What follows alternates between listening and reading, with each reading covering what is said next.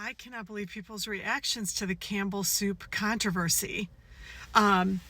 This is a perfect example of where the executive level shows how they just exploit their customer base, their struggles, not being able to afford good food by showing their racism and their classism. But what people are really responding to is their belief that 3D fake meat is being put in the soups. That's where people are getting triggered. Number one, that's not true. It's absolutely not true.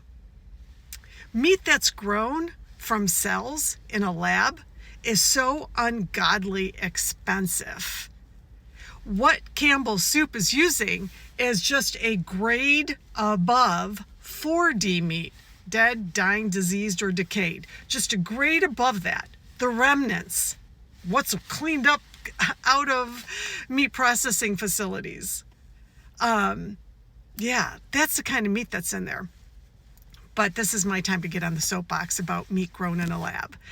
I cannot believe how the meat industry has perpetuated this big propaganda machine that lab-grown meat is dangerous, is bad for you. This is the same meat industry that almost single-handedly tried to take down Oprah Winfrey because she made one very factual comment about the meat industry.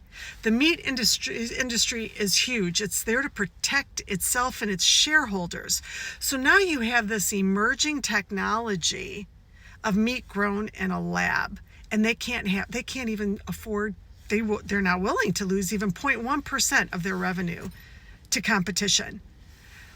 Meat grown in a lab it comes from real cells of animals, and they put these cells in a lab, and then they feed it amino acids, which is good for you, vitamins, which are good for you, sugar, salt, fatty acids, which are good for you.